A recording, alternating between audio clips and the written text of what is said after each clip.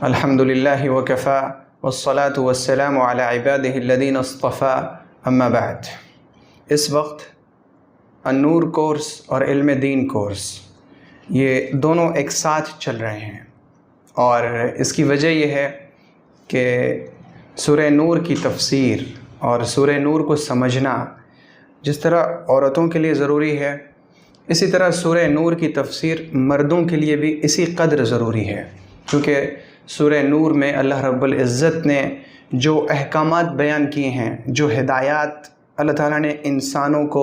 دیے ہیں، یہ ہدایات مردوں کے لیے بھی ہیں اور عورتوں کے لیے بھی ہیں۔ اسی وجہ سے ضروری ہے کہ ہم تمام مل کر سورہ نور کو اور سورہ نور میں دی گئی ہدایات کو اچھی طرح سے سمجھیں، اور اس سمجھنے کے لیے ہم نے یہ مناسب سمجھا کہ النور کورس اور علم دین کورس دونوں میں مشترکہ طور پر سورہ نور کی تفسیر پیش کی جائے، تاکہ ہم سب مل کر اسے سمجھیں اور ان میں جو ہدایات ہیں، جو احکامات ہیں، انہیں ہم اپنی زندگی میں لائیں، اور جن چیزوں سے اس سورہ کے اندر روکا گیا ہے، جس کی قباحت، جس کی شناعت یعنی جس کی برائی بیان کی گئی ہے، ان تمام برائیوں سے ہم بچنے کی کوشش کریں، تاکہ ہم ایک ایسے انسان بن سکیں جیسا انسان اللہ رب العزت چاہتا ہے، جس انسان کو اللہ پسند کرتا ہے۔ تو آئیے ہم سب سے پہلے سورہ نور کی کچھ آیات کی تفسیر پیش کرنے کی سعادت حاصل کرتے ہیں، اللہ رب العزت سے ہدایت اور توفیق طلب کرتے ہوئے۔ اعوذ باللہ من الشیطان الرجیم، بسم اللہ الرحمن الرحیم۔ الزانی لا ينكح إلا زانية أو مشركة والزانية لا ينكحها إلا زان أو مشرك وحرم ذلك على المؤمنين والذين يرمون المحصنات ثم لم يأتوا بأربعة شهداء فاجلدوهم 80 جلدة ولا تقبلوا لهم شهادة أبدا وأولئك هم الفاسقون إلا الذين تابوا من بعد ذلك وأصلحوا فإن الله غفور رحيم۔ الزانی لا ينکح، زنا کرنے والا مرد اگر نکاح کرتا ہے تو وہ نکاح کرتا ہے الا زانیۃ او مشرکہ، یا تو وہ نکاح کرے گا زنا کرنے والی عورت کے ساتھ یا مشرک عورت کے ساتھ۔ والزانیۃ لا ینکحھا، اور زنا کرنے والی عورت کے ساتھ کوئی نکاح نہیں کرے گا سوائے اس شخص کے جو خود بھی زنا کرنے والا ہو یا وہ شخص جو مشرک ہو۔ وحرم ذلک علی المؤمنین، اور یہ یعنی زنا کرنے والے مرد اور زنا کرنے والی عورت سے نکاح کرنا حرام کر دیا گیا ہے ایمان والوں پر۔ اس آیت کی تفسیر میں مفسرین کی بہت ساری رائیں ہیں، اور مفسرین نے جو رائیں دی ہیں وہ اپنی طرف سے نہیں دی ہیں، یہ صحابہ کرام نے جو تفسیر ان کے سامنے پیش کی اس تفسیر کو انہوں نے نقل کیا۔ ایک تفسیر تو اس کے ترجمے سے ظاہر ہے کہ ایمان والوں پر زنا کرنے والی عورت کے ساتھ نکاح کرنا حرام ہے، یعنی کسی مسلمان کے لیے یہ جائز نہیں کہ جس شخص پر زنا کا جرم ثابت ہو جائے اس سے وہ نکاح کرے۔ کسی عورت کے لیے یہ جائز نہیں کہ جس مرد پر زنا کا جرم ثابت ہو چکا ہو اس سے نکاح کرے، یہ جائز نہیں ہے۔ اسی طرح مرد کے لیے یہ جائز نہیں ہے کہ وہ اس عورت سے نکاح کرے جس کے اوپر زنا کا جرم ثابت ہو چکا ہو۔ یہاں پر دو چیزیں ہیں۔ پہلی چیز تو یہ ہے کہ کسی شخص پر زنا کی تہمت لگا دی جائے تو محض تہمت لگا دینے کی وجہ سے نکاح کرنا حرام نہیں ہو جاتا۔ اگر اس تفسیر کو مان لیا جائے کہ زنا کرنے والے مرد اور زنا کرنے والی عورت سے نکاح کرنا حرام ہے، تو یہ حرام اس زنا کرنے والی عورت سے نکاح کرنا حرام ہوگا اور اس زنا کرنے والے مرد سے نکاح کرنا حرام ہوگا جس کے اوپر زنا کا جرم ثابت ہو چکا ہو۔ اگر کسی شخص پر صرف تہمت ہے، الزام ہے کہ یہ زنا کرنے والا ہے یا یہ زانیہ عورت ہے، تو محض صرف تہمت کی وجہ سے، الزام کی وجہ سے اس سے نکاح کرنا حرام نہیں ہوتا۔ پہلی بات تو یہ، اور دوسری چیز جو اصل بات ہے، جو اس آیت کی اصل تفسیر ہے، وہ یہ ہے کہ اللہ رب العزت نے اس آیت میں عادت بیان کی ہے، عادت، کہ عام طور پر ایمان والے جو لوگ ہوتے ہیں تو یہ لوگ کبھی بھی زنا کرنے والی عورت کے ساتھ نکاح نہیں کرتے۔ اگر ان کو پتہ چل جائے کہ یہ عورت زنا کرنے والی ہے یا یہ مرد زنا کرنے والا ہے، تو عام طور پر جو اصل ایمان والے ہوتے ہیں وہ ان سے نکاح کی رغبت نہیں رکھتے، انہیں ان سے نکاح میں کوئی دلچسپی نہیں ہوتی۔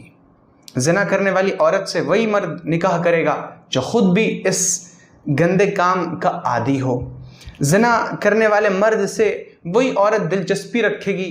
جو عورت خود بھی ان کاموں میں رہتی ہو۔ یہ اللہ رب العزت نے عادت بیان کی ہے۔ اور تیسری رائے جو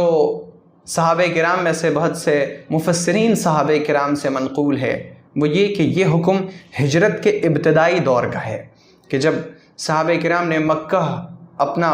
وطن، اپنا گھر بار، اپنا سب کچھ چھوڑ کر ہجرت کیا اور وہ تمام کے تمام مدینہ تشریف لے آئے، تو اس وقت مدینہ میں کچھ عورتیں ایسی تھیں جو پیسے دے کر زنا کروایا کرتی تھیں۔ تو کچھ صحابہ کرام نے اللہ کے رسول صلی اللہ علیہ وسلم سے یہ سوال کیا، یا رسول اللہ، یہ عورتیں مالدار ہیں اور ہم لوگ اس وقت ٹھکانے کے، گھر کے اور پیسوں کے محتاج ہیں،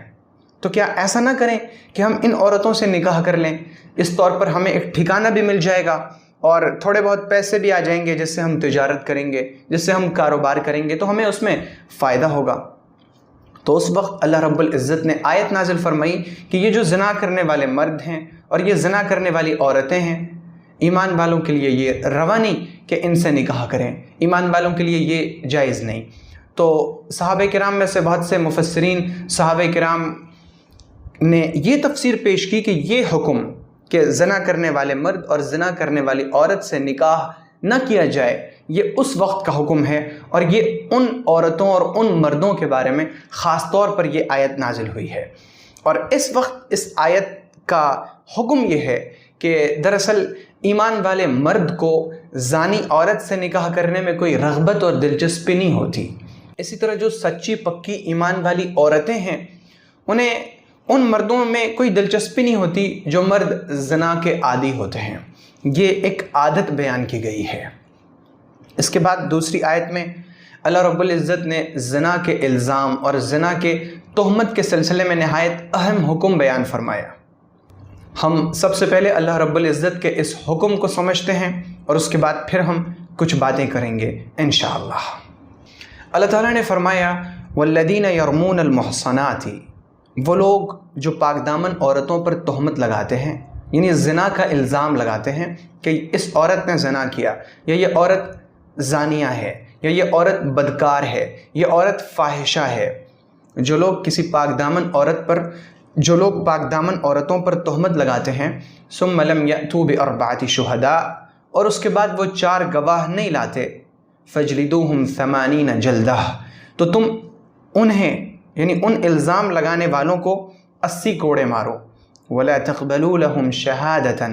اور ان کی گواہی قبول نہ کرنا، ابداً، کبھی بھی، یعنی ان کی موت تک کبھی بھی ان کی گواہی قبول نہ کرنا، واولئک هم الفاسقون، اور یہ وہ لوگ ہیں جو فاسق ہیں، اللہ کی اطاعت سے نکلے ہوئے لوگ ہیں، الا الذین تابوا، لیکن وہ لوگ جنہوں نے توبہ کر لیا، من بعد ذلک، اس الزام لگانے کے بعد، واصلحوا، اور پھر انہوں نے اپنی اصلاح بھی کر لی، فإن اللہ غفور الرحیم، تو پھر یہ لوگ فاسق نہیں ہوں گے، اللہ بخشنے والا ہے اور رحم کرنے والا ہے، یعنی اللہ تعالیٰ ان کو بخش بھی دے گا اور اپنی رحمت سے انہیں فاسقوں کے گروہ سے نکال کر ایمان والوں کے اور نیکوں کے گروہ میں شامل کر دے گا۔ اس آیت میں اللہ رب العزت نے زنا کے الزام کے تعلق سے ایک بہت اہم حکم بیان فرمایا، اور وہ یہ کہ اگر کوئی شخص کسی عورت پر، یا کوئی شخص کسی مرد پر، یا کوئی عورت کسی عورت پر، یا کوئی عورت کسی مرد پر زنا کا الزام لگا دے، اور زنا کے الزام لگانے کی بہت سی شکلیں ہو سکتی ہیں، کوئی کسی سے کہہ دے کہ یہ زانی ہے، تم زانی ہو، تم بدکار ہو، تم فاحشہ ہو، یا تم برا کام کرنے والے ہو، یا تم نے بدکاری کی ہے، اس طرح کا کوئی بھی جملہ کہہ دے،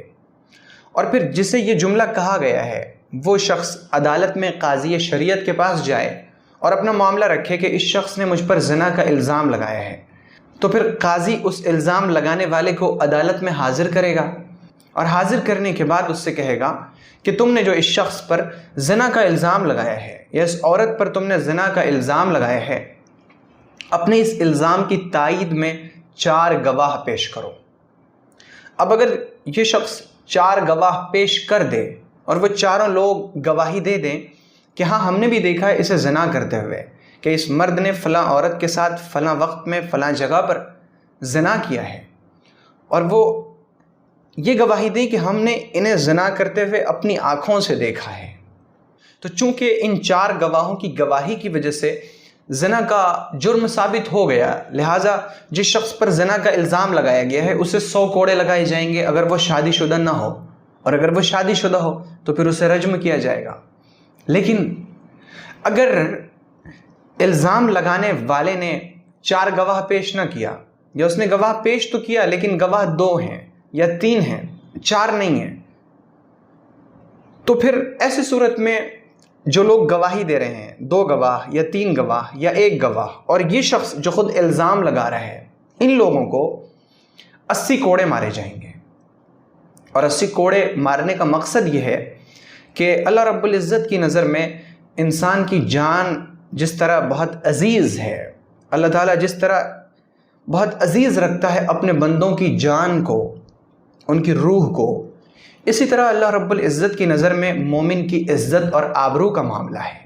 کہ اللہ کی نظر میں ایک ایمان والے کی عزت و آبرو بہت زیادہ عزیز ہے، اور اتنی زیادہ عزیز ہے کہ پیغمبر صلی اللہ علیہ وسلم نے فرمایا من قتل فی عرضہ فہو شہید، کہ جو شخص اپنی عزت و آبرو کے دفاع میں، اپنی عزت و آبرو کی حفاظت کرتے ہوئے مارا چلا جائے، کوئی شخص کسی عورت کی عزت لوٹنا چاہے اور پھر وہ عورت اپنے بچاؤ میں مر جائے، تو اللہ کے رسول علیہ السلام نے فرمایا کہ وہ عورت شہادت کا درجہ پائے گی۔ اسی طرح اگر کوئی مرد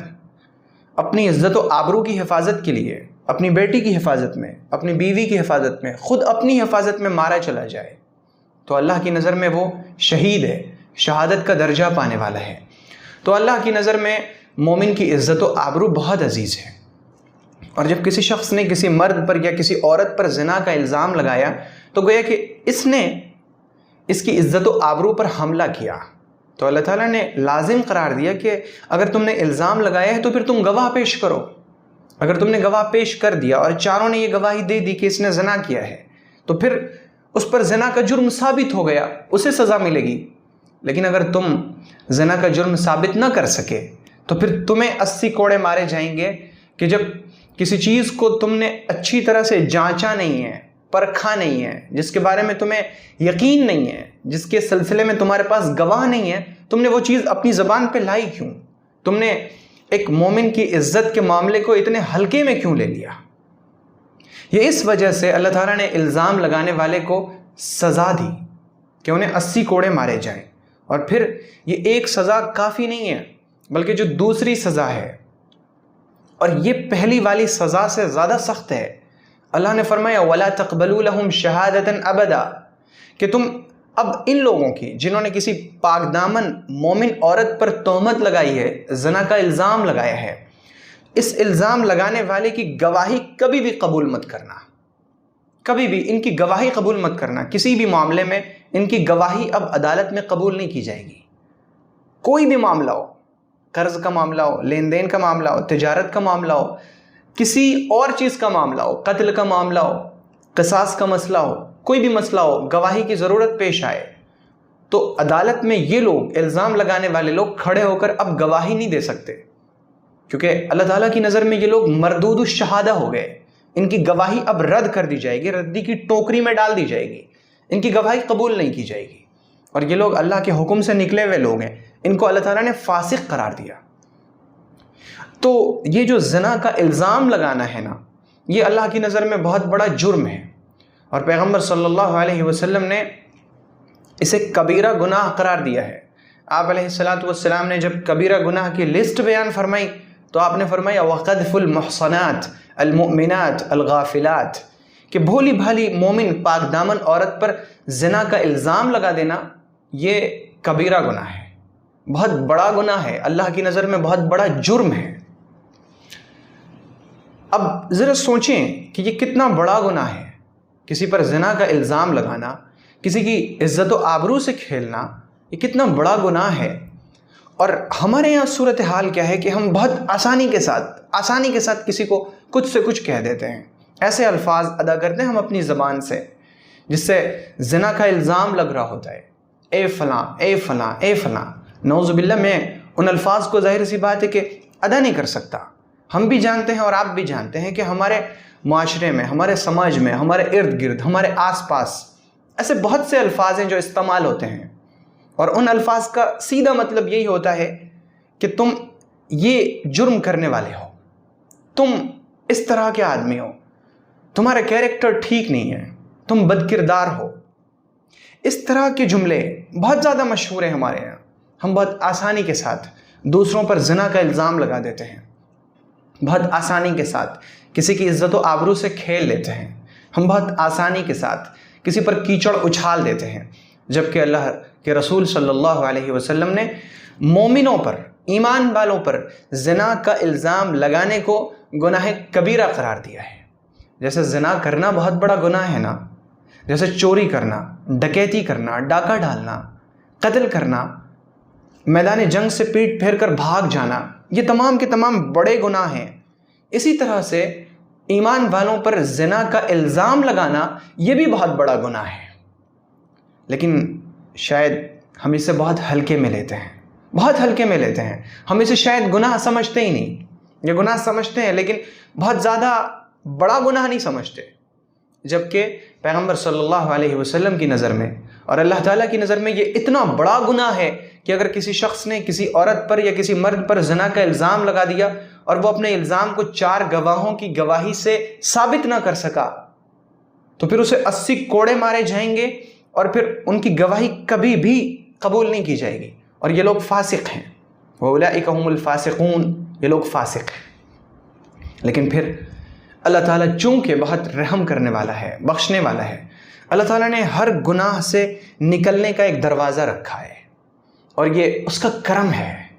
وہ اگر چاہتا نا تو یہ بندش لگا دیتا کہ اب تم نے یہ گناہ کر لیا سو کر لیا، اب اسے تم مٹا نہیں سکتے، اب یہ ختم نہیں ہو سکتا، اس کی سزا تمہیں ملے گی۔ لیکن قربان جائیے اس کریم رب پر کہ اس نے کوئی گناہ ایسا ہے ہی نہیں جس سے نکلنے کا دروازہ نہ چھوڑا ہو۔ اللہ تعالیٰ نے اس گناہ سے نکلنے کا بھی ایک دروازہ چھوڑ دیا۔ اللہ نے فرمایا إِلَّا الَّذِينَ تَابُوا مِن بَعْدِ ذَلِكَ، لیکن اگر اس کے بعد تمہیں شرمندگی ہو جائے، تم افسوس کرو، تم نادم ہو جاؤ، تم آئندہ نہ کرنے کا پختہ ارادہ کر لو، یعنی تم توبہ کر لو، وَأَصْلَحُوا، اور اپنی اصلاح کر لو، تو فَإِنَّ اللَّهَ غَفُورٌ رَحِيمٌ، تو میں تمہیں بخش دوں گا اور میں رحم کرنے والا ہوں۔ اب تم فاسق نہیں رہو گے، اب تم عادل بن جاؤ گے، اب تم اللہ کے حکم سے نکلے ہوئے نہیں ہو بلکہ اللہ کے نیک بندوں میں تم شامل ہو سکتے ہو۔ لیکن یہ جو اللہ نے فرمایا ہے نا کہ توبہ کر لو اور اپنی اصلاح کر لو تو میں تمہارے گناہ کو بخش دوں گا، تو اللہ اس گناہ کو معاف کر دے گا، رحم کرے گا، وہ برے لوگوں کی جماعت سے نکال کر تمہیں اچھے لوگوں کی جماعت میں شامل کر دے گا۔ لیکن جہاں تک گواہی کا معاملہ ہے، تمہاری گواہی تو کبھی بھی اب قبول کی ہی نہیں جا سکتی۔ وہ تو اللہ تعالیٰ نے اس کے لیے خاص طور پر اس لفظ کا استعمال فرما دیا، ابدا، کبھی بھی، یعنی تمہاری موت تک اب تمہاری گواہی قبول نہیں کی جائے گی۔ تو یہ اس آیت کے اندر اللہ رب العزت نے زنا کے الزام کے تعلق سے بہت اہم حکم بیان فرمایا، اور یہ اس وقت کا اگر غور کیا جائے تو بہت سلگتا ہوا موضوع بھی ہے، بہت برننگ ٹاپک ہے کہ ہم بہت آسانی کے ساتھ لوگوں پر زنا کے الزام لگا دیتے ہیں، ایسے الفاظ کا استعمال کرتے ہیں جس سے یہ ثابت ہوتا ہے کہ ہم اسے زناکار کہہ رہے ہیں، ہم اسے بدکار کہہ رہے ہیں۔ ہمیں اس چیز پر کنٹرول کرنے کی ضرورت ہے، ہم پر یہ لازم ہے کہ ہم اپنی زبان کو قابو میں رکھیں اور کوئی بھی ایسا لفظ اپنی زبان سے نہ نکالیں جس کی وجہ سے کسی مومن کی عزت و آبرو پر حملہ ہو رہا ہو۔ ایک بار پیغمبر صلی اللہ علیہ وسلم کعبۃ اللہ کے صحن میں بیٹھے ہوئے تھے. آپ دیکھ رہے تھے کہ لوگ کعبہ کا طواف کر رہے ہیں. پیغمبر صلی اللہ علیہ وسلم کے آس پاس آپ کے بہت سے جانثار صحابہ کرام تشریف فرما تھے. آپ علیہ السلام نے اپنے صحابہ کرام پر نظر ڈالی اور پھر آپ نے ان سے کہا کہ اس کعبہ کو دیکھ رہے ہو؟ یہ بتاؤ کہ اگر کوئی شخص اس کعبہ کی دیوار کو منہدم کرنا چاہے، اس کعبہ کی دیوار کو توڑنے لگے، اس کی اینٹیں نکالنے لگے یا اس پر حملہ کر دے تو تمہیں کیسا لگے گا؟ صحابہ کرام نے عرض کیا، یا رسول اللہ، یہ تو بہت بڑا جرم ہوگا، یہ تو ایسا جرم ہوگا جسے ہم کبھی معاف نہیں کر سکتے. اور ظاہر سی بات ہے کہ کوئی شخص کعبہ کو گرائے تو ہم تو اس سے لڑائی کریں گے، ہم تو اس سے قتل و قتال کرنے لگیں گے، ہم مرنے مارنے پر آمادہ ہو جائیں گے. ہم اسے کبھی بھی معاف نہیں کر سکتے، ہم اسے کبھی برداشت نہیں کر سکتے کہ کوئی شخص ہماری نگاہوں کے سامنے کعبۃ اللہ کی دیوار کو گرائے. پیغمبر صلی اللہ علیہ وسلم نے فرمایا کہ اس کعبہ سے زیادہ اللہ کی نظر میں مومن کی عزت و آبرو کا معاملہ ہے. یعنی جس قدر اللہ تعالیٰ کو یہ کعبہ عزیز ہے نا، اللہ کو یہ کعبہ جتنا پیارا ہے، مومن کی عزت و آبرو اللہ رب العزت کو اس سے زیادہ پیاری ہے. تو ذرا سوچو کہ اگر کوئی شخص کسی مومن کی عزت سے کھلواڑ کرنے لگے تو وہ مومن کی عزت و آبرو سے کھلواڑ کرنا، اس کی عزت پر حملہ کرنا، اس کی عزت کو داغدار کرنا، اس کے دامن کو داغدار کرنا، اس کے دامن پر کیچڑ اچھالنا، یہ اللہ رب العزت کو کعبۃ اللہ کی دیوار منہدم کر دینے سے زیادہ ناپسند ہے. کیونکہ اللہ تعالیٰ کی نظر میں ایمان والے کی عزت کعبہ کی دیوار سے زیادہ پیاری ہے. تو ہم پر لازم ہے کہ ہم اس آیت کے معنی اور مفہوم کو اپنی زندگی میں لائیں. ہم کوئی بھی کلمہ زبان سے ایسا نکالیں ہی نہیں جس کی وجہ سے کسی مومن کی عزت و آبرو پر حملہ ہو رہا ہو. تو یہ دو آیتیں جن کی تفسیر اس وقت سامنے آ سکی. اب جو آج کا ہمارا دوسرا موضوع ہے وہ ہے حدیث. حدیث میں وسوسہ کے تعلق سے صحیح مسلم کی روایت ہے، عن ابی ہریرہ رضی اللہ عنہ قال جاء ناس من اصحاب رسول اللہ صلی اللہ علیہ وسلم الى النبی صلی اللہ علیہ وسلم فسألوه ان نجد في انفسنا ما يتعاظم احدنا ان يتكلم به قال او قد وجدتموه قالوا نعم قال ذاك صریح الایمان. یہ وسوسہ کے تعلق سے بہت اہم حدیث ہے کہ حضرت ابو ہریرہ رضی اللہ عنہ فرماتے ہیں کہ پیغمبر صلی اللہ علیہ وسلم کی خدمت میں کچھ صحابہ کرام تشریف لائے اور انہوں نے آ کر عرض کیا، یا رسول اللہ، بہت سی بار ہمارے دل میں، دماغ میں ایسے خیالات آتے ہیں، ایسے وسوسے آتے ہیں، اتنے برے وسوسے اور اتنے برے خیالات کہ ہمیں ڈر لگتا ہے کہ اگر ہم ان وسوسوں کو اپنی زبان پر لا دیں تو ہمارا ایمان چلا جائے. یا رسول اللہ، یہ جو چیز ہے، یہ جو خیالات ہیں، یہ جو وسوسے ہیں، کیا اس کی وجہ سے حقیقت میں ہمارا ایمان چلا جائے گا؟ پیغمبر صلی اللہ علیہ وسلم نے ان سے پوچھا، واقعی تمہیں برا لگتا ہے؟ یعنی تم اسے زبان پر لانا بہت برا خیال کرتے ہو؟ تو صحابہ کرام نے جواب دیا، یا رسول اللہ، بالکل، ہم اس چیز کو بہت برا سمجھتے ہیں کہ ہم اسے زبان پر لائیں اور ہمیں بہت ڈر لگتا ہے. پیغمبر علیہ السلام نے فرمایا، یہی تو ایمان ہے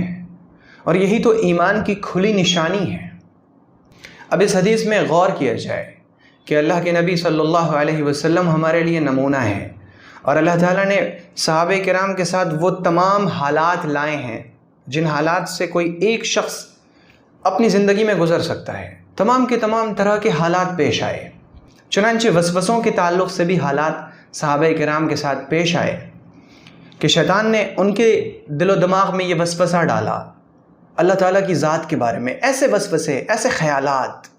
ایسی چیزیں اللہ تعالیٰ کی ذات کے تعلق سے کہ صحابہ کرام کو لگنے لگا کہ یہ چیزیں اگر ہم زبان پہ لے آئیں تو ہمارا ایمان چلا جائے گا. چنانچہ انہوں نے آ کر حضور پاک علیہ الصلاۃ والسلام سے دریافت کیا کہ اب کیا کریں؟ ایسی صورتحال پیش آ گئی، اللہ کے نبی صلی اللہ علیہ وسلم نے تسلی دی اور فرما دیا کہ دیکھو یہ جو وسوسے ہوتے ہیں یہ وسوسے شیطان کی طرف سے ہوتے ہیں، اور جب تم اسے زبان پر لانا برا سمجھ رہے ہو تو ظاہر سی بات ہے کہ تمہارے دل کے اندر اس وسوسے سے اور اس خیال سے بہت سخت نفرت ہوگی، تبھی تو تم اسے زبان پر لانا برا سمجھ رہے ہو۔ اور جب تمہارے دل میں اس وسوسے سے نفرت ہے، اس خیال سے نفرت ہے، تم اس خیال کو اور اس وسوسے کو برا سمجھ رہے ہو، تو اس کا مطلب یہ کہ تمہارے اندر ایمان ہے۔ اگر تمہارے دل کے اندر ایمان نہ ہوتا تو تم اس وسوسے کو برا نہ سمجھتے، اس خیال کو تم برا نہ سمجھتے، لیکن اس خیال کو اور اس وسوسے کو برا سمجھنا یہ دلیل ہے کہ تمہارے دل کے اندر ابھی ایمان تازہ ہے، تمہارے دل کے اندر ایمان مضبوط ہے۔ وسوسہ آ جانا یہ گناہ نہیں ہے۔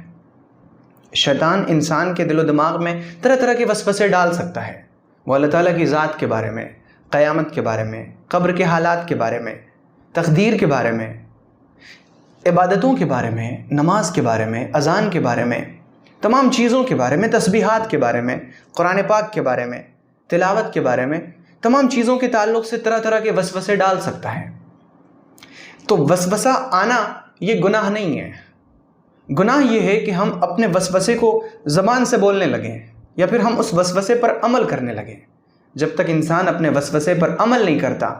تب تک اسے گناہ نہیں ملتا۔ گناہ تو اسے تب ہوتا ہے جب وہ اپنے وسوسے پر، اپنے خیال پر عمل کرنے لگے۔ اور اگر کوئی شخص وسوسے کو برا سمجھ رہا ہے، اسے یہ احساس ہے کہ یہ چیز جو ہمارے دل و دماغ میں آ رہی ہے یہ بہت بری چیز ہے، اسے ہٹاؤ، تو یہ برا سمجھنا یہ دلیل ہے اس چیز کی کہ ہمارے دل کے اندر ایمان زندہ ہے۔ بہت سے لوگ وسوسوں سے بہت پریشان رہتے ہیں۔ میرے پاس اس طرح کے بہت سارے لوگوں کے فون کالز آتے ہیں کہ میں وسوسے سے بہت پریشان ہوں، مجھے نماز میں اس طرح کے وسوسے آتے ہیں، مجھے عام حالات میں ایسے وسوسے آتے ہیں، اللہ تعالیٰ کی ذات کے تعلق سے وسوسے آتے ہیں، میں کیا کروں؟ وسوسے کو دور کرنے کا سب سے آسان طریقہ یہ ہے کہ آپ اس وسوسے پر دھیان نہ دیں، آپ اپنا دھیان دوسری چیزوں میں لگا دیں۔ آپ کو شیطان نے وسوسہ ڈالا کہ اللہ کو کس نے پیدا کیا، بجائے یہ کہ آپ یہ سوچیں کہ اللہ کو کس نے پیدا کیا، آپ اللہ تعالیٰ کی تخلیقات کے بارے میں غور کرنے لگیں کہ اللہ تعالیٰ نے کن کن چیزوں کو پیدا کیا اور ان تمام چیزوں کو پیدا کرنے والا کوئی ہے۔ اور جب تمام کی تمام چیزیں ایسی ہیں، اتنی بڑی سے بڑی چیزیں اور چھوٹی سے چھوٹی چیزیں، ان تمام کو اللہ نے پیدا کیا محض اپنی قدرت سے، تو پھر ان تمام خوبصورت چیزوں کا اور ان بڑی اور چھوٹی چیزوں کا پیدا کرنے والا کیسا ہوگا؟ وہ کتنا عظیم ہوگا، وہ کتنا بڑا ہوگا، وہ اکبر ہے، وہ سب سے بڑا ہے، اسے کسی نے پیدا نہیں کیا۔ وہ اللہ ہے، وہ رب ہے، اللہ نے تمام چیزوں کو پیدا کیا، اسے کسی نے پیدا نہیں کیا، وہ ہمیشہ سے ہے اور ہمیشہ رہے گا۔ ہم اپنا ایمان اس پر مضبوط کریں اور اللہ کی تخلیقات میں ہم غور کرنے لگیں۔ یہ ہے وسوسے کو ہٹانے کا سب سے بڑا طریقہ۔ اور اس کے بعد ہم پڑھیں اعوذ باللہ من الشیطان الرجیم، اعوذ باللہ من الشیطان الرجیم، اعوذ باللہ من الشیطان الرجیم، اور ہم کہیں اللہ اکبر اللہ اکبر اللہ اکبر۔ جب انسان اللہ اکبر کہتا ہے تو شیطان چیخ مار کر بھاگتا ہے۔ شیطان کو سب سے زیادہ جس کلمے سے تکلیف ہوتی ہے، جس جملے سے اسے بہت زیادہ تکلیف کا سامنا کرنا پڑتا ہے، وہ ہے اللہ اکبر۔ جب شیطان کبھی بھی دل و دماغ میں وسوسے ڈالے نا تو کہیے اللہ اکبر اللہ اکبر اللہ اکبر، وہ روتا چیختا اور چلاتا ہوا بھاگے گا۔ اسی طرح سے جب کبھی وسوسہ آئے تو آدمی پڑھے لا الہ الا اللہ لا الہ الا اللہ لا الہ الا اللہ۔ مسند احمد میں پیغمبر صلی اللہ علیہ وسلم کا یہ فرمان ہے کہ جو شخص لا الہ الا اللہ پڑھتا ہے شیطان اسے وسوسوں سے پریشان نہیں کر سکتا۔ تو جب ہمیں کبھی وسوسہ آئے، شیطان ہمیں پریشان کرنے لگے، طرح طرح کے خیالات ڈالنے لگے، تو اسے ان 3 طریقوں سے بھگائیں۔ ان طریقوں پر عمل کرنے سے شیطان کے وسوسوں سے ہمیں نجات ملے گی انشاءاللہ۔ اسی وسوسے کے تعلق سے صحیح بخاری اور صحیح مسلم میں حضرت ابو ہریرہ رضی اللہ عنہ سے روایت ہے قال رسول اللہ صلی اللہ علیہ وسلم يأتي الشيطان أحدكم فيقول من خلق كذا من خلق كذا حتى يقول من خلق ربك فإذا بلغه فليستعذ بالله ولينتهي۔ حضرت ابو ہریرہ رضی اللہ عنہ فرماتے ہیں کہ پیغمبر صلی اللہ علیہ وسلم نے فرمایا کہ شیطان جو ہے نا، یہ انسان کو تدریجی طریقے سے بہکاتا ہے، یعنی آہستہ آہستہ، اسٹیپ بائی اسٹیپ انسان کے دماغ میں طرح طرح کے برے خیالات ڈالتا ہے، اور وہ اس طرح سے کہ سب سے پہلے وہ انسان کے پاس آتا ہے اور اسے یہ خیال ڈالتا ہے کہ اس آسمان کو کس نے پیدا کیا؟ تو وہ اپنے دل میں جواب دیتا ہے اللہ نے۔ اس زمین کو کس نے پیدا کیا؟ تو وہ دل میں جواب دیتا ہے اللہ نے۔ اس سورج کو کس نے پیدا کیا؟ تو جواب دیتا ہے اللہ نے۔ اس چاند کو کس نے پیدا کیا؟ تو وہ اپنے دل میں جواب دیتا ہے اللہ نے۔ تو جب یہ تمام طریقوں سے انسان کو یہ گزار دیتا ہے تو پھر وہ آخری سوال کرتا ہے اللہ کو کس نے پیدا کیا؟ پیغمبر صلی اللہ علیہ وسلم نے فرمایا کہ جب تمہارے خیالات یہاں تک پہنچ جائیں، شیطان تمہیں وسوسہ ڈالتے ڈالتے یہاں تک لا دے، فَلْيَسْتَعِذْ بِاللَّهِ وَلْيَنْتَهِ، تو تم اعوذ باللہ من الشیطان الرجیم پڑھو اور اس خیال کو اپنے دماغ سے نکال کر دوسری باتیں سوچنے لگو۔ یہ شیطان کا بڑا مکر و فریب اللہ کے رسول صلی اللہ علیہ وسلم نے ہمیں بتا دیا کہ شیطان تمہیں تدریجی طریقے پر آہستہ آہستہ آہستہ آہستہ، سیڑھی پھر سیڑھی پھر سیڑھی، ایسے آہستہ آہستہ وہاں تک لے جائے گا، اور پھر تمہیں نتیجے کے طور پر ایک بہت بڑا برا خیال دے گا کہ یہ چیز ایسے ہوئی ایسے ہوئی ایسے ہوئی، تو پھر یہ کیسے ہو گیا؟ یہ چیزیں زمین فلاں وقت سے ہے، آسمان فلاں وقت سے ہے، یہ اس وقت سے ہے، تو اللہ کب سے ہے؟ شیطان اس طرح کے وسوسے ڈالے گا۔ تو جب تم یہاں تک پہنچ جاؤ، تمہارے وسوسے یہاں تک آ جائیں، تمہارے خیالات یہاں تک پہنچ جائیں، تو تم اعوذ باللہ من الشیطان الرجیم پڑھو اور اپنے دماغ سے اس خیال کو نکال کر دوسری باتیں سوچنے لگو۔ اور تو یہ وسوسوں سے بچنے کا طریقہ ہے۔ اس کے علاوہ یہ چیز بھی ذہن نشین ہے کہ وسوسوں سے بچنے کا جو بنیادی طریقہ ہے اور جو سب سے زیادہ مؤثر ہے وہ یہ ہے کہ ہم اللہ تعالیٰ کی عظمتوں کے بارے میں کچھ پڑھیں، قرآن میں، حدیث میں، اور اس کے علاوہ جو سائنسی علوم ہیں ہم انہیں حاصل کریں۔ ہم اپنی دنیا کے بارے میں،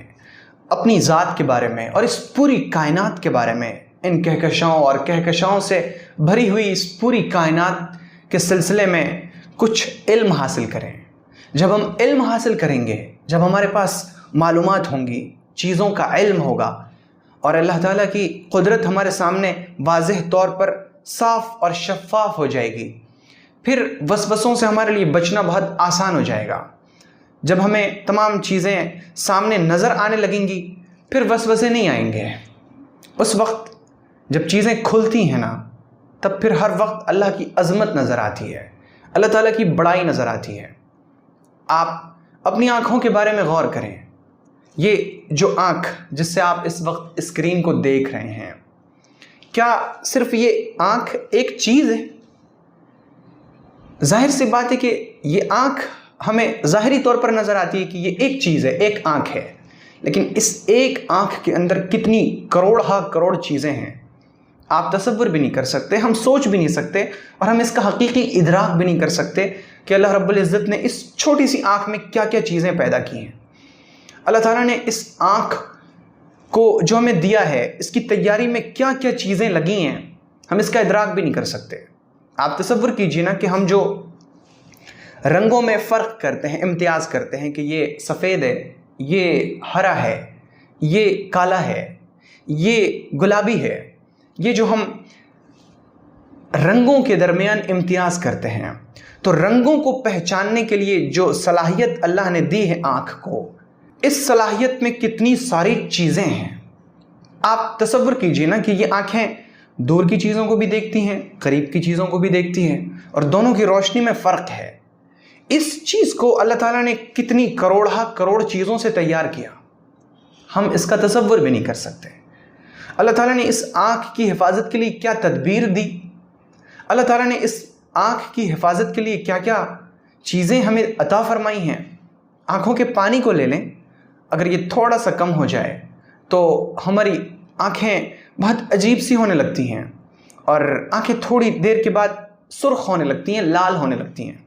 اگر ان آنکھوں کا پانی بڑھ جائے تو پھر آنکھوں سے پانی ٹپ ٹپ گرنے لگتا ہے۔ ان چیزوں کو، یہ جو اللہ تعالیٰ نے ہر چیز کو بہت اعتدال کے ساتھ، بہت توازن کے ساتھ قائم کیا ہے، ہم ان چیزوں میں جب غور کریں گے تو ہر وقت ہمیں اللہ تعالیٰ کی عظمت نظر آئے گی، اللہ کی بڑائی، اللہ کی کبریائی، اللہ کی قدرت، اللہ کی شان۔ اور جب ہمیں ان چیزوں کا استحضار ہوگا تو ہمیں پھر وسوسے نہیں آئیں گے۔ ہمیں جو چیز آئے گی نا وہ اللہ کی محبت، وہ اللہ کا قرب، اللہ سے ہماری نزدیکی بڑھے گی، ہم اللہ تعالیٰ کے بہت قریب ہوتے چلے جائیں گے۔ لیکن جب ہم اس لائن پر چلیں گے تب جا کر ایسا ہوگا۔ آئیے ہم اس راستے پر چلنے کی شروعات کرتے ہیں، اللہ کی تخلیقات میں غور کر کے، اور ان لوگوں میں شامل ہوتے ہیں جو اللہ تعالیٰ کی عظمت، اللہ کی بڑائی اور اللہ کی کبریائی میں غور و فکر کرنے والے ہیں۔ اب جو آج کا ہمارا تیسرا موضوع ہے وہ ہے فقہ۔ فقہ میں آج ہم مردوں کے کچھ مسائل بیان کرنے کی کوشش کریں گے انشاءاللہ۔ جب کسی شخص کی موت کا وقت ہو، ایسا لگے کہ اب یہ شخص اس دنیا سے رخصت ہونے والا ہے، تو ہمارے یہاں جو چیز بہت زیادہ رائج ہے وہ یہ کہ ہم اس کے پاس جا کر پوچھتے ہیں، ہمیں آپ پہچان رہے ہیں؟ ہمیں آپ پہچان رہے ہیں؟ یہ کون ہے، اسے آپ پہچان رہے ہیں؟ ان چیزوں سے بچنا چاہیے۔ ذرا سوچیے نا کہ اگر وہ ہمیں پہچان ہی لے گا تو اس میں اس کا یا ہمارا کون سا دینی فائدہ ہے؟ ظاہر ہے کہ کوئی فائدہ نہیں۔ جب کسی شخص کی موت کا وقت آ جائے تو اسے لا الہ الا اللہ کی تلقین کرنی چاہیے۔ ابن ماجہ کی روایت ہے، پیغمبر علیہ السلام نے فرمایا لقنوا موتاکم بلا الہ الا اللہ، کہ اپنے مردوں کو، یعنی اس شخص کو جو جانکنی کے عالم میں ہو، جس کی موت کا وقت قریب آ جائے اور ایسا لگے کہ اب یہ شخص اس دنیا سے رخصت ہونے والا ہے، اسے تم لا الہ الا اللہ کی تلقین کرو، یعنی اسے تلقین کرو۔ تلقین کا مطلب یہ ہے کہ اس کے سامنے تم لا الہ الا اللہ، لا الہ الا اللہ بلند آواز سے پڑھو۔ تو جب ہم اس شخص کے سامنے لا الہ الا اللہ پڑھیں گے تو وہ ہمیں پڑھتا ہوا دیکھ کر خود بھی لا الہ الا اللہ پڑھ لے گا۔ اور کسی شخص کو یہ مناسب نہیں کہ وہ مرنے والے سے کہے کہ پڑھو لا الہ الا اللہ، کیونکہ مرنے والا شخص بڑی تکلیف کی حالت میں ہوتا ہے۔ اگر اس نے تکلیف کی وجہ سے یوں کہہ دیا کہ میں نہیں پڑھتا تو ظاہر سی بات ہے کہ اس کا معاملہ خراب ہو جائے گا۔ اسی وجہ سے کسی مرنے والے کو یہ نہ کہا جائے کہ تم لا الہ الا اللہ پڑھو۔ اسی طرح اس سے یہ نہ پوچھا جائے کہ لا الہ الا اللہ پڑھو گے یا نہیں پڑھو گے۔ اس طرح کے سوالات اور اس طرح کی باتیں یہ بڑی احمقانہ باتیں ہیں، احمقانہ چیزیں ہیں، ان سے بچنا چاہیے۔ اور تلقین کا جو اصل طریقہ ہے وہ یہ کہ ہم مرنے والے کے سامنے لا الہ الا اللہ، لا الہ الا اللہ خود پڑھیں، تاکہ مرنے والا ہمیں پڑھتا ہوا دیکھ کر خود بھی لا الہ الا اللہ پڑھ لے۔ اور دوسری بات یہ کہ اگر اس شخص نے لا الہ الا اللہ ایک بار پڑھ لیا تو اب اسے بار بار تلقین نہ کی جائے کہ پڑھتے ہی رہیے، ایسا نہ ہو، بلکہ ایک بار پڑھ لیا اب کافی ہے، اب اسے آرام سے رہنے دیں۔ وہ اللہ کے پاس جا رہا ہے، اس کی روح نکل رہی ہے، وہ اس دنیا سے رخصت ہو رہا ہے، وہ تمام چیزوں کو الوداع کہہ رہا ہے، وہ آخری نظر ڈال رہا ہے۔ اسے پریشان نہ کیا جائے، اس کے پاس بھیڑ نہ لگائی جائے، اسے آرام سے اس دنیا سے رخصت ہونے دیا جائے۔ تو یہ کام ہے جو مرنے والے کے پاس کرنا مستحب ہے۔ اس کے علاوہ سورہ یاسین کی تلاوت اس شخص کے پاس ہونی چاہیے جس کی موت کا وقت قریب آ چکا ہو۔ مسند احمد میں اور سنن ابی داؤد میں پیغمبر صلی اللہ علیہ وسلم سے یہ منقول ہے کہ مرنے والے کے پاس سورہ یاسین کی تلاوت کرنی چاہیے۔ اور تیسری چیز جو مرنے والے کے پاس کرنا مستحب ہے وہ یہ کہ ہم مرنے والے کے پاس بیٹھ کر دعا کریں، اے اللہ سکرات الموت پر اس کی مدد فرما، سکرات الموت پر اس کی مدد فرما۔ اور جب مرنے والا مر چکے، اس دنیا سے جا چکے اور اس کی آنکھیں کھلی ہوں تو چاہیے کہ اس کی آنکھوں کو بند کر دیا جائے۔ اگر اس کے منہ کھل جائیں تو اس کے منہ کو بند کر دیا جائے اور پھر اس میت کو کسی چادر سے ڈھک دیا جائے۔ تو یہ چند کام ہیں جو مستحب ہیں کہ اگر کوئی شخص مر رہا ہو تو اس کی موت کے وقت اور موت کے بعد یہ تمام کام کرنے چاہیے۔ پھر جب بندہ مر چکے تو جو لوگ اس کی موت کی خبر سنیں وہ بار بار کہیں انا للہ و انا الیہ راجعون، انا للہ و انا الیہ راجعون، کہ ہم سب اللہ ہی کی ملکیت میں ہیں، انا للہ، ہم سب کا مالک اللہ ہے، ہم سب اللہ کے مملوک ہیں، اس کے بندے ہیں، اس کے غلام ہیں، اس کے حکموں کے تابع اور فرما بردار ہیں، اس کے حکموں سے ہم نکل نہیں سکتے، وَإِنَّا إِلَيْهِ رَاجِعُونَ، اور بے شک ہم سب اسی کی طرف لوٹ کر جانے والے ہیں۔ ابھی ہمارا یہ بھائی، ہماری یہ بہن اس دنیا سے رخصت ہوئی ہے، کل کو ہم بھی اس دنیا سے چلے جائیں گے اور سب ٹھاٹ یہیں پڑا رہ جائے گا۔ حضرت ام سلمہ رضی اللہ عنہ فرماتی ہیں کہ پیغمبر صلی اللہ علیہ وسلم نے فرمایا کہ جب کسی بندے کو کوئی مصیبت پہنچتی ہے اور وہ کہتا ہے انا للہ و انا الیہ راجعون، اللہم اجرنی فی مصیبتی واخلف لی خیرا منہا، تو یہ 3 کلمات کہتا ہے، 3 جملے کہتا ہے، انا للہ و انا الیہ راجعون، اللہم اجرنی فی مصیبتی واخلف لی خیرا منہا۔ تو اللہ رب العزت اس کی جو مصیبت اسے پہنچی ہے، یعنی جو چیز اس کی چلی گئی ہے اس دنیا سے، اللہ تعالیٰ اس شخص کو اس جانے والی چیز سے بہتر چیز عطا فرماتا ہے۔ تو اگر کسی شخص کا بیٹا مر جائے تو وہ اپنے بیٹے کی موت پہ کہے انا للہ و انا الیہ راجعون، اللہم اجرنی فی مصیبتی واخلف لی خیرا منہا، تو اللہ رب العزت اس جانے والے بیٹے سے بہتر بیٹا اسے عطا فرمائیں گے۔ اگر کسی کا سہارا ختم ہو جائے، وہ یہ کلمات کہے، اللہ تعالیٰ اسے اس سہارے سے بہتر سہارا عطا فرمائیں گے۔ اگر کسی شخص کا کھیت ویران ہو جائے، وہ یہ دعا پڑھے، اللہ تعالیٰ اسے اس سے بہتر غذا اور اناج عطا فرمائیں گے۔ کسی شخص کی کوئی چیز گم ہو جائے، وہ یہ دعا پڑھے، اللہ تعالیٰ اسے اس سے بہتر چیز عطا فرمائیں گے۔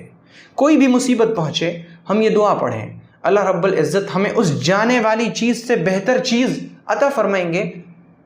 اور اس کی وجہ یہ ہے کہ اللہ کے نبی صلی اللہ علیہ وسلم نے یہ فرما دیا کہ ایسا ہوگا، جو شخص بھی اس دعا کو پڑھے گا اللہ تعالیٰ اسے اس جانے والی چیز سے بہتر چیز عطا فرمائیں گے۔ تو ہم اسی یقین کے ساتھ مصیبتوں پر یہ دعا پڑھا کریں، انا للہ و انا الیہ راجعون، اللہم اجرنی فی مصیبتی واخلف لی خیرا منہا، تو اللہ تعالیٰ ہمیں بہتر بدلہ عطا فرمائیں گے انشاءاللہ۔ تو یہ فقہ میں میت کے کچھ مسائل تھے جو بیان کیے جا سکے۔ اب جو آج کا ہمارا اگلا موضوع ہے وہ ہے نبی اکرم صلی اللہ علیہ وسلم کی سیرت۔ جب نبی اکرم صلی اللہ علیہ وسلم نے اپنی دعوت کا مکہ کے اندر کھلے طور پر اعلان فرما دیا اور بات بہت زیادہ پھیل چکی اور مشرکین نے مہازارائی کی بہت ساری صورتیں اپنا لیں، لیکن وہ کسی طرح سے پیغمبر صلی اللہ علیہ وسلم کی دعوت کے اس مشن کو نہ روک سکے، تو پھر انہوں نے ظلم کا راستہ اختیار کیا۔ چونکہ پیغمبر صلی اللہ علیہ وسلم کی ذات، آپ کی شخصیت اس قدر معزز تھی اور لوگوں کی نظر میں آپ کا جو وقار تھا، آپ کی جو عزت تھی، اس کی وجہ سے کوئی شخص ذاتی طور پر پیغمبر صلی اللہ علیہ وسلم کو ظلم و ستم کا نشانہ بنانے کی ہمت نہیں رکھتا تھا۔ اور پھر یہ بھی کہ ابو طالب جو پیغمبر علیہ السلام کے چچا تھے اور وہ آپ کی پوری حمایت کرتے تھے، آپ کی حفاظت کرتے تھے، آپ کو اپنی پناہ میں رکھتے تھے، تو ان کی حمایت پیغمبر علیہ السلام کو حاصل تھی۔ اور ابو طالب یہ مکہ کے ان چند گنے چنے لوگوں میں سے تھے جن کی بڑی عزت تھی اور جن کے امان کو لوگ عزت کی نظر سے دیکھتے تھے، جن کی بات پر لوگ کان دھرا کرتے تھے، جن کی بات ہاتھوں ہاتھ لی جاتی تھی اور قبول کی جاتی تھی۔ اسی وجہ سے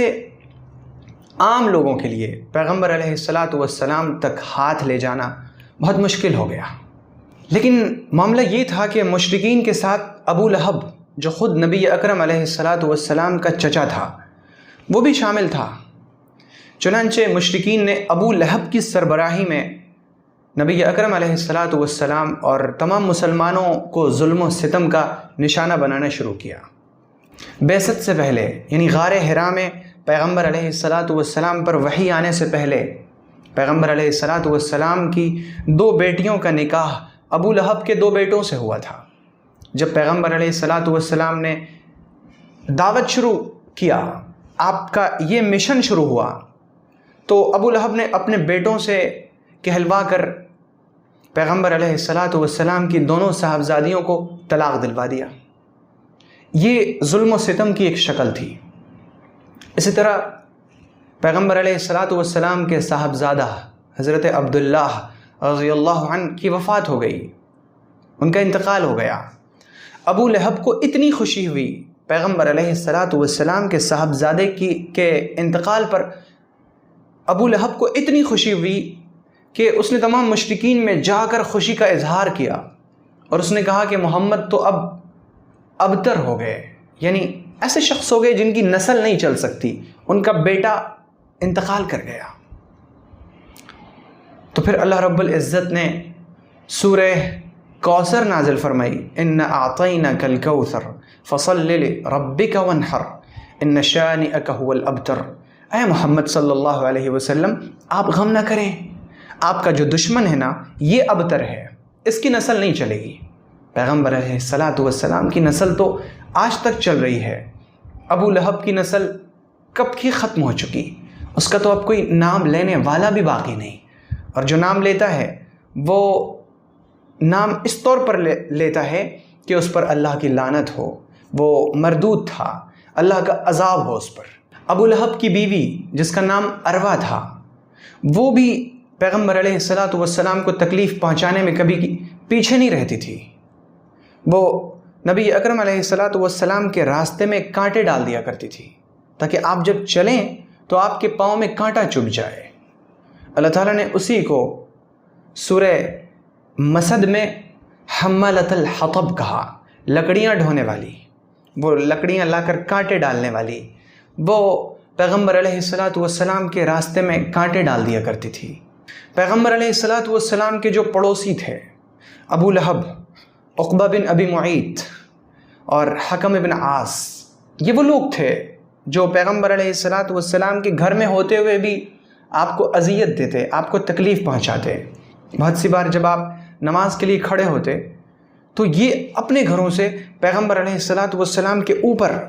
اوجھڑی ڈال دیا کرتے۔ بہت سی بار جب آپ کے گھر میں چولہے پر ہانڈی چڑھائی جاتی تو وہ اوجھڑی اس طرح ڈالتے کہ وہ اوجھڑی جا کر ہانڈی میں گر جاتی۔ جب کبھی پیغمبر علیہ الصلاۃ والسلام کے اوپر اوجھڑی پھینکی جاتی، گندگی پھینکی جاتی، تو آپ اسے لکڑی پر لیتے اور دروازے سے باہر نکلتے اور پھر آواز دیتے، اے بنی عبد مناف، اے بنی عبد مناف۔ یہ کیسی ہمسائیگی ہے، یہ کیسا پڑوس ہے، کیا پڑوسیوں کے ساتھ ایسے رہا جاتا ہے؟ پھر آپ اس گندگی کو ڈال کر اپنے گھر واپس آ جائے کرتے۔ آپ نے اس جملے کے علاوہ کبھی بھی اپنی زبان سے کسی کو کچھ نہیں فرمایا۔ آپ علیہ الصلاۃ والسلام نے کبھی بھی ان تکلیفوں کا کبھی کسی سے بدلہ نہیں لیا۔ آپ نے بدلے میں ہمیشہ اچھی باتیں کہیں، بدلے میں آپ نے ہمیشہ اچھا سلوک دیا، آپ نے بدلے میں ہمیشہ معاف کیا، درگزر کیا، آپ نے اپنا دل کشادہ رکھا۔ یہ ہمارے نبی صلی اللہ تبارک و تعالی علیہ وسلم کی شان تھی۔ آپ علیہ الصلاۃ والسلام کا ایک پڑوسی جو تمام لوگوں میں سب سے بڑا بدبخت تھا، سیدنا عبداللہ ابن مسعود رضی اللہ عنہ فرماتے ہیں کہ ایک مرتبہ پیغمبر علیہ السلام نماز پڑھ رہے تھے اور ادھر کچھ مشرکین بیٹھے تھے۔ انہوں نے آپس میں کہا کہ کون ہے جو فلاں ابن فلاں کی جو اونٹنی ذبح ہوئی ہے اس کی اوجھڑی لا کر محمد پر ڈال دے۔ ان میں سے جو سب سے بڑا بدبخت تھا عقبہ بن ابی معیط، وہ کھڑا ہوا اور وہ گیا، اس نے اوجھڑی لائی اور اوجھڑی لا کر پیغمبر علیہ الصلاۃ والسلام سجدے میں تھے، آپ کے اوپر اس نے اوجھڑی ڈال دی، اونٹ کی اوجھڑی۔ سیدنا عبداللہ ابن مسعود رضی اللہ عنہ فرماتے ہیں کہ میری صورتحال ایسی نہ تھی کہ میں کچھ کر سکتا، میں آپ کا دفاع کر سکتا، ایسی صورتحال نہیں تھی۔ آپ علیہ الصلاۃ والسلام اس اوجھڑی کے بوجھ سے سجدے سے اٹھ نہ سکے، آپ سجدے میں ہی رہ گئے۔ اتنے میں فاطمۃ الزہرا رضی اللہ عنہا آئیں اور انہوں نے آپ کی پیٹھ سے اوجھڑی ہٹائی، تب آپ نے اپنے سجدے سے سر اٹھایا اور آپ علیہ الصلاۃ والسلام نے اس وقت فرمایا اللہم علیک بقریش، اللہم علیک بقریش، اللہم علیک بقریش۔ اے اللہ تو قریش کو پکڑ لے، اے اللہ تو قریش کو پکڑ لے، اے اللہ تو قریش کو پکڑ لے۔ جب مشرکین نے یہ سنا تو ان کو بہت برا لگا، کیونکہ وہ حضور پر ایمان تو نہیں لاتے تھے، لیکن ان کا یہ عقیدہ ضرور تھا کہ اس شہر میں مکہ کے اندر دعائیں اور بد دعائیں قبول ہوتی ہیں۔ تو ان کو یہ بہت برا لگا کہ اب انہوں نے، محمد نے ہمارے خلاف بد دعائیں کر دی ہیں۔ اس کے بعد پیغمبر علیہ السلام نے کچھ نام لے کر بد دعائیں فرمائیں۔ آپ علیہ السلام نے فرمایا، اے اللہ ابو جہل کو پکڑ لے، اے اللہ عتبہ کو پکڑ لے، اے اللہ شیبہ کو پکڑ لے، اے اللہ ولید کو پکڑ لے، اے اللہ عقبہ ابن ابی معیط کو پکڑ لے۔ حضرت عبداللہ ابن مسعود رضی اللہ عنہ فرماتے ہیں کہ پیغمبر علیہ السلام نے 7 نام لیے تھے، اور آپ نے جتنے نام لیے تھے میں نے سب کو بدر کے کنویں میں کٹا ہوا پایا، سب کے سب بدر میں گاجر اور مولی کی طرح کاٹ دیے گئے، سب کے سب اللہ تعالیٰ کی لعنت کے مستحق ٹھہرے۔ امیہ ابن خلف، امیہ کا وتیرہ اتنا خراب تھا کہ وہ جب کبھی حضور پاک علیہ السلام کو دیکھتا تو لعن طعن کرنے لگتا۔ اسی کے بارے میں آیت نازل ہوئی، وَيْلٌ لِكُلِّ هُمَزَةٍ لُمَزَةٍ۔ ہمزہ وہ شخص جو اعلانیہ طور پر گالی بکے، آنکھیں ٹیڑھی کر کے اشارہ کرے، اور لمزہ جو پیٹھ پیچھے لوگوں کی برائیاں کرے۔ تو پیٹھ پیچھے لوگوں کی برائیاں کرنے والے اور آنکھوں کا اشارہ کر کے لعن طعن کرنے والے کے لیے ہلاکت ہی ہلاکت ہے۔ یہ آیت نازل ہی ہوئی امیہ ابن خلف کے بارے میں۔ آپ ذرا تصور کیجئے کہ اس نے حضور پاک علیہ السلام کو کس قدر ستایا ہوگا، کتنی تکلیف دی ہوگی، کتنی اذیت سے آپ علیہ السلام کو گزارا ہوگا۔ اس کے علاوہ ابی ابن خلف، امیہ ابن خلف، عقبہ ابن ابی معیط، ابو جہل، ابو لہب، یہ سارے لوگ پیغمبر علیہ السلام کی دشمنی پر اس طور پر آمادہ ہو گئے کہ انہوں نے کوئی ایسا طریقہ نہیں چھوڑا جس سے انہوں نے حضور پاک علیہ السلام کو تکلیف نہ پہنچائی ہو۔ جسمانی تکلیف، ذہنی تکلیف، معاشرتی اور سماجی اعتبار سے ہر طرح کی تکلیف انہوں نے پیغمبر علیہ السلام کو دی۔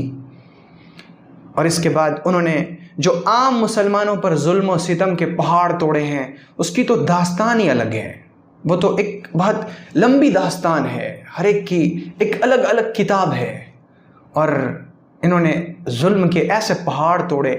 کہ انسانیت اسے سن کر شرم سے جھک جاتی ہے کہ ایسے بھی انسان ہوتے ہیں جو اپنے ہی معاشرے اور اپنے ہی سماج میں رہنے والے کمزور اور ناتواں لوگوں پر ایسے ظلم و ستم کے پہاڑ توڑیں، اور صرف ان کا جرم یہ ہو کہ انہوں نے اللہ کے ایک ہونے کی اور محمد صلی اللہ علیہ وسلم کی رسالت کی گواہی دی۔ یہ ایک لمبی داستان ہے جسے ہم انشاءاللہ اگلی ویڈیوز میں تفاصیل کے ساتھ پیش کرنے کی کوشش کریں گے انشاءاللہ۔ اب جو آج کا ہمارا اگلا موضوع ہے وہ ہے تزکیہ۔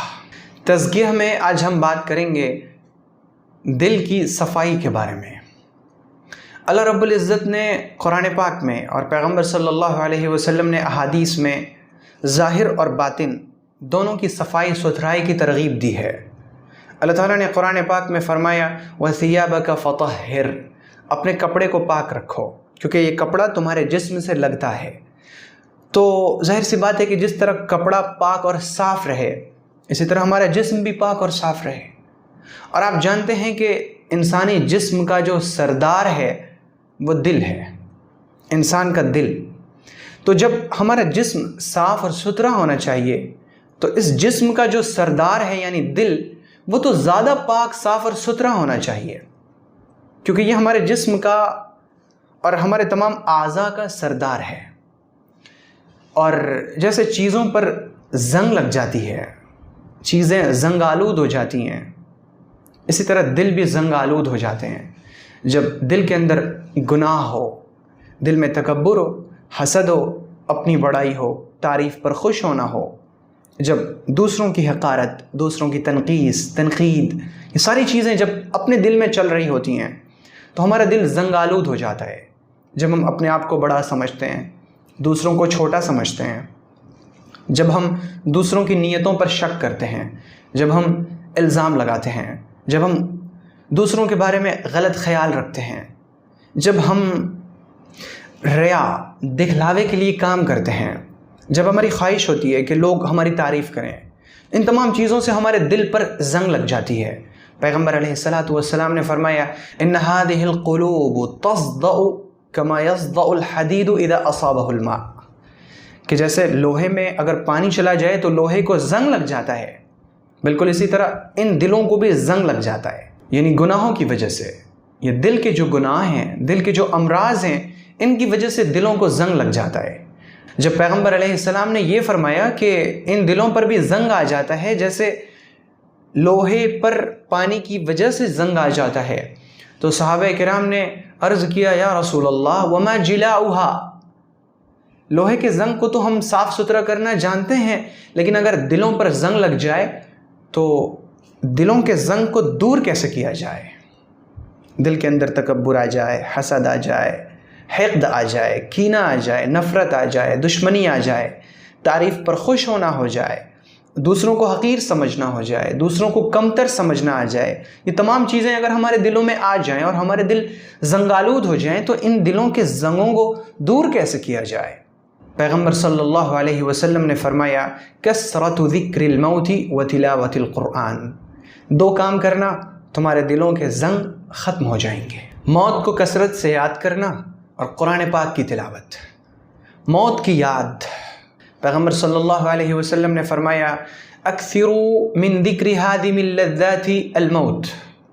لذتوں کو ختم کر دینے والی چیز یعنی موت کو کثرت سے یاد کیا کرو۔ جب انسان موت کو یاد کرتا ہے تو اس کے لیے گناہوں سے بچنا بہت آسان ہو جاتا ہے۔ لوگ سوال کرتے ہیں نا کہ ہم گناہوں سے کیسے بچیں، گناہوں سے بچنا چاہتے ہیں لیکن کیسے بچیں، اس کا طریقہ کیا ہے؟ بہت سارے طریقے ہیں، لیکن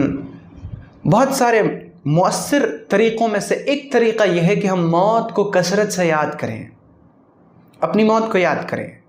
موت کے وقت کو، کہ جس وقت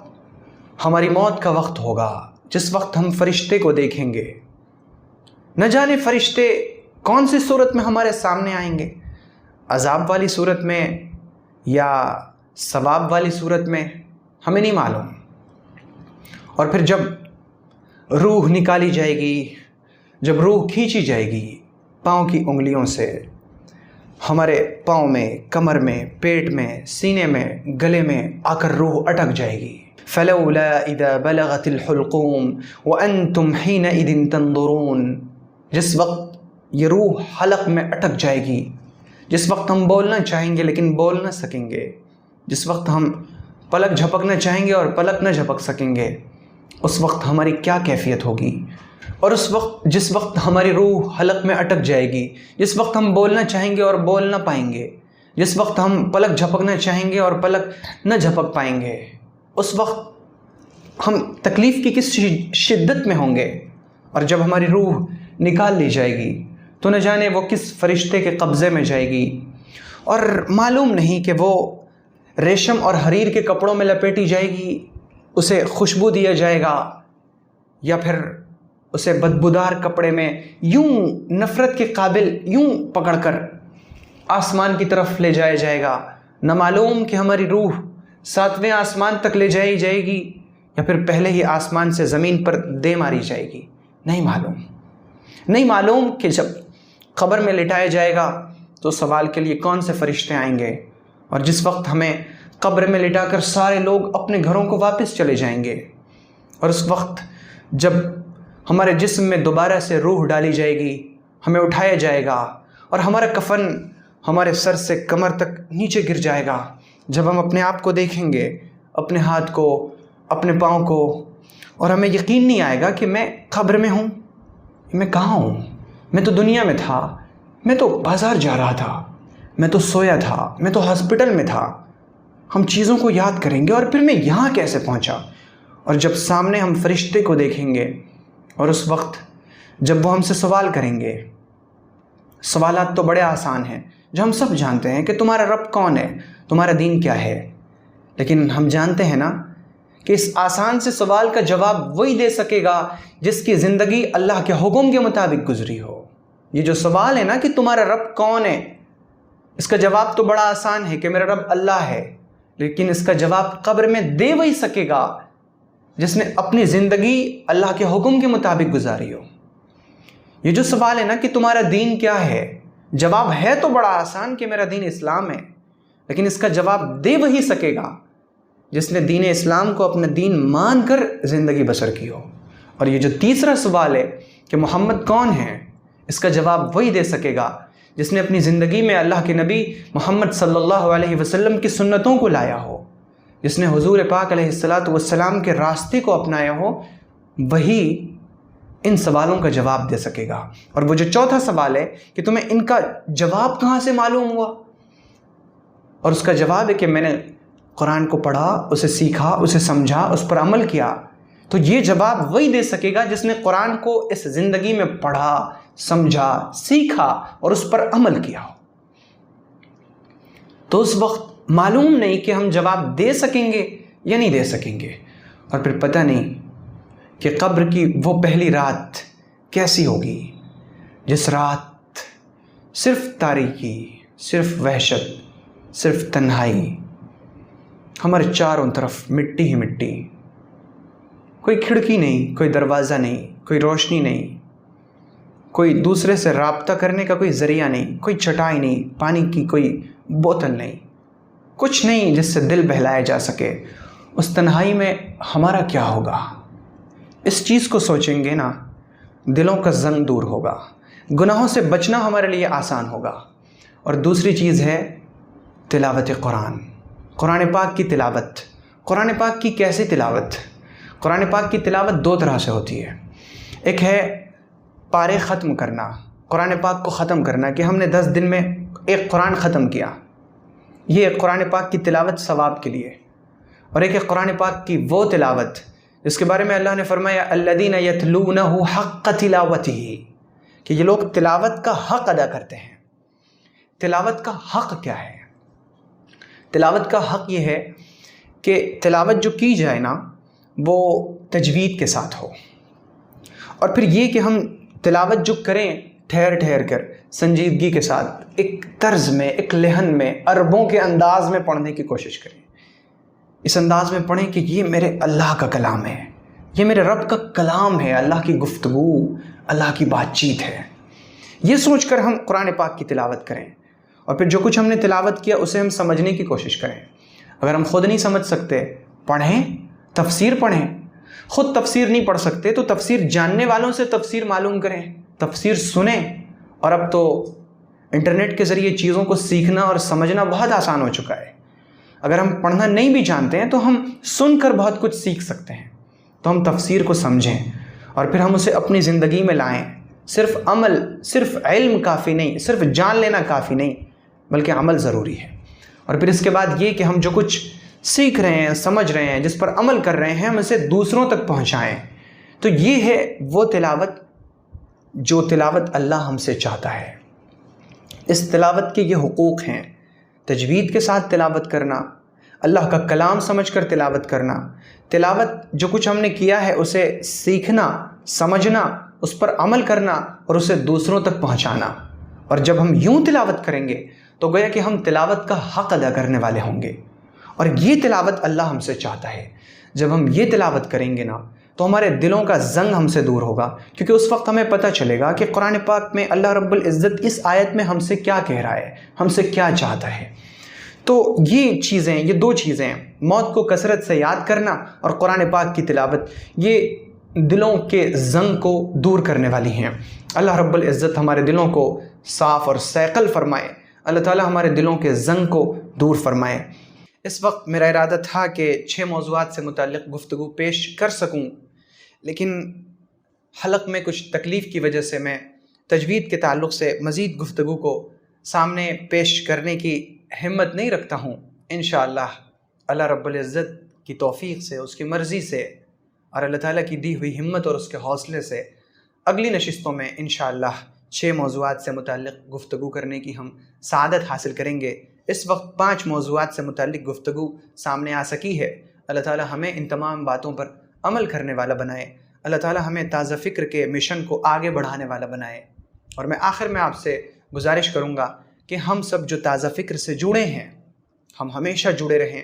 ہم دوسروں کو تازہ فکر کے مشن سے جوڑنے کی کوشش کریں. جتنے لوگ اس قافلے میں جڑیں گے، جتنے لوگ تازہ فکر میں، ہمارے پروجیکٹس میں، اسلامک سینٹر میں، مدرسے میں اور خیر کے کاموں میں شریک ہوں گے، ان سب کا ثواب ہم تمام کو ملے گا. اللہ رب العزت ہمارے تمام اعمال کو قبول فرمائے، اور اللہ تعالیٰ آپ کو اپنی پناہ میں صحت، عافیت، تندرستی، امن، چین، سلامتی، سکون کے ساتھ رکھے. اللہ نے چاہا تو انشاءاللہ اگلی نشست میں پھر ملاقات ہوگی. فی امان اللہ.